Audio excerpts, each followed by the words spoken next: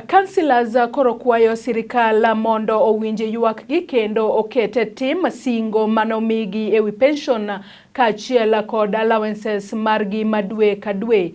Kane giloso kod ute fwambo e boma ma Kisumu, councillors goeko kotelnegi kod migosi Joseph Ogot ma en jakom mar councillors e gwenge goeko mag Nyanza. Olero ni councillors goeko emanotiyo matek kendo noneno ni sirikal mar loch gwenge ochako tiyo e yo makare e pacho kaendi. Okwayo jatend piny owacho moluor Uhuru Kenyatta kaachiel kod ogai mar ODM moluor Raila Odinga mondo okonygi e yudo omenda milion 1.5 manoeri mar pension margi kaachiel kod omenda 30,000 monego bed ni miyogi dwe ka dwe kaka allowance. Kendo onyisogi mondo gine ni wach ginoero oket e lipot mar Building Bridges Initiative mana kaka oket weche goeko mag rowere kaachiel kod grube mamoko e BBI. Councillors goeko owacho ni gisiro lwedo lipot mar BBI kendo koro gikwayo mondo owinj ywak gi e yo makare. Gima wawacho kaka councillors ma Nyanza ni osewewa chien kabisa. Pesa ni wachako wachne kapod governor Nguma mantiere. To wasedhi manyocha wang'eni koro pesa no wayude higa mokalo. To waneno ka koro wach pesa no rumo maonge wach pesa no. To wambe wan councillors wambe watiyo. To BBI ni be kwang'iye. To onge wan kama oseluongwa kaka councillors mabe notiyo ne devolution moketwa piny monyiswa ni umbe kaka councillors ube un joma ne ube un leaders.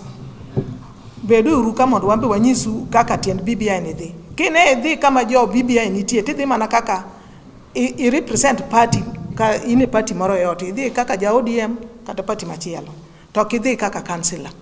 Koro miyo wambe wawacho ni wan bende wayuaka ne jatend wani wan bende wan mana dhano. Wambe wan gi paro makata kwa golo to be nyalo konyo. To wadwa ni mondo wabed included e BBI ni mondo councillors bende onenie ni gibende gitiyo ne devolution makoro jomoko chamo to gima gisetimo bende onge. Nikech kata kidhi e ground sani ok bi yudo gima MC otimo kata chiel. Gik moko manitie projects manitie te gin ma councillors, especially in my ward in Kolwa Central. Kidhi kanyo ok inyal yudo project mar MCA moro kata di. Kata sama ne signatures bedo collected. No tamore makata MC achiel manobire ground onge. Ma ana wuon ema nyagolo jomodhi e ground mo collect signatures ko ekodhi.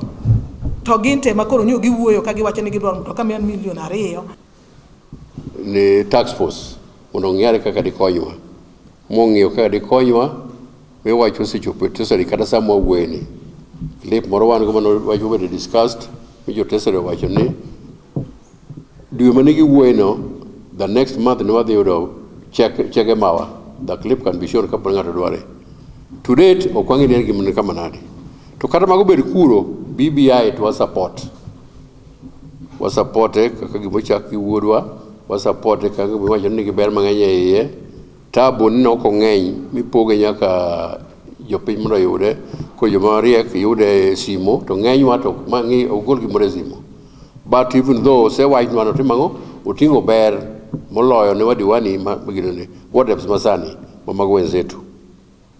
Koro miyo wadwaro ni BBI nyaka wa support to ne wandiko e ofiso ma Nairobi ma national mondo sama BBI wuotho to ka ugiwa bedo kete ye kanyo mondo be keto opposition moro marango mar BBI nikech gigido no ketgi e katiba mondo jone bergi mangima kata jomotho.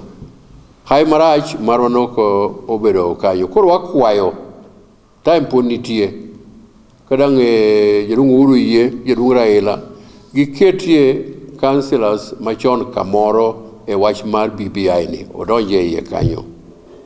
Onge gima dwakwa wala mri gima Nyasaye to mogik ta wakwayo kaka jo Nyanza. Nyanza oting'o jo Kisii, Nyanza oting'o jo Luo, Nyanza oting'o jo Kuria. Ere kaka kingpin marwa do kawe thuolo luonge madiwani okawuchiel kata bich luonge madiwani mapor ngima te ubedi ko kamen mohero uwuogo mondo mis malekeo wan ng'eny matindo ti iparo nwa para kwatemo